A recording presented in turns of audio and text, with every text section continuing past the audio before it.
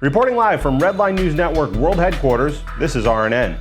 My name is Jet Likings, and welcome to your home for automotive and supercar news. Not a lot of stories to report out on this week, but the stories we do have will hold their own, including Lamborghini and Lotus saying goodbye, the Bugatti and Rimac partnership, and Novitec releases a new Ferrari. Let's go. Folks, I'd like to start off this week with Lamborghini's send-off of the V12 internal combustion engine. We spoke in episodes ago about Lamborghini's electrification plan, which included going full electric in this decade. However, Lamborghini would produce a couple send-off models to celebrate the internal combustion engine. This week we were introduced to the Aventador Ultimae, Lambo's last V12 ever, arriving in a coupe and a roadster version. The Aventador Ultimae is a mashup of an SVJ and an Aventador S. Think SVJ performance, but S looks, keeping it more refined in terms of exterior and interior styling, but having the horsepower to get you places. Horsepower will be bumped up 10 more from the current SVJ and manages to do a 0 to 62 in 2.8 seconds, topping out at 221 miles per hour. The big SVJ wing has been ditched. However, it will include Ultimae-specific aero, including front and rear fascia designs differing from the SVJ and S models. Pricing hasn't been released, but expect this to come north of 500 grand USD, but that's if you can get your hands on one. Lamborghini will only make 350 coupes and 250 roadsters, with this being the final V12 produced. I expect there to be quite the demand.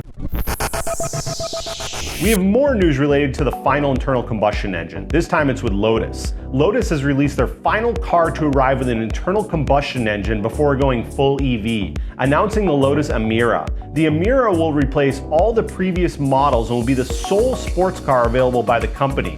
It arrives with two engine options, and yes, you guessed the first, the supercharged Toyota V6 is back, but also available will be the AMG 2.0T. This is found in AMG 45 models. Lotus didn't state horsepower per engine, but they did say the car will arrive with about 360 to 400 horse to the rear wheels. Lotus tells us to expect a 0 to 62 below 4.5 seconds, topping out at 180 miles per hour.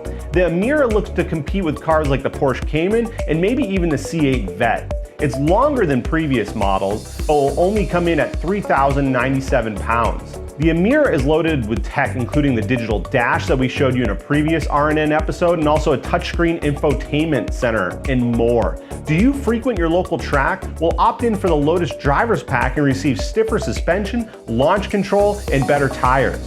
Expect the Emira to go on sale in early 2022, coming in around the Porsche Cayman and Corvette C8 price range.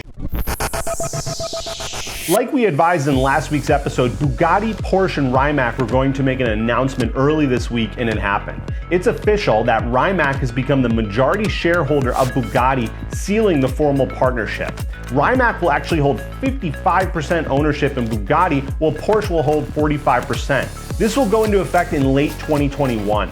Rimac's Croatian facility will become the headquarters, and Mate Rimac will become CEO of the new venture. This should be good for the two brands, as Rimac has the high-tech engineering focus on electrification, while Bugatti has the manufacturing expertise with their facility in France. Don't expect the internal combustion engine in the Bugatti to stop immediately. This will most likely be another couple years before the Bug is full EV, but do expect some hybrid options coming out soon to start the transition. The potential of these two powerhouses combined is going to be unbelievable. Subscribe now to keep up with the ongoing venture. Our favorite Ferrari tuning shop has released their version of the F8 Tributo, announcing the Novitec Ferrari F8 and Largo. In typical fashion, Novitec has added their in-house designed wide-body kit that extends the width by 5.1 inches. This is coupled with updated bumpers, a spoiler, and a hood scoop with staggered Vossen wheels. How big, you ask? Try 22 inches out back and 21 in the front.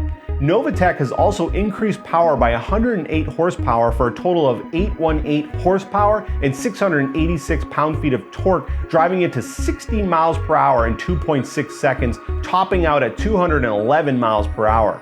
Pricing doesn't seem to be announced yet, but act fast as only 15 Largos will be built. Well, folks, we have hit Redline this week. We hope you enjoyed another RNN episode. Hey, are we missing something? Drop us a note in our email that's in the description below. Also, follow us on Instagram when you get a chance. Also, like, comment, and subscribe. It will help us grow. Until next time, keep it at Redline.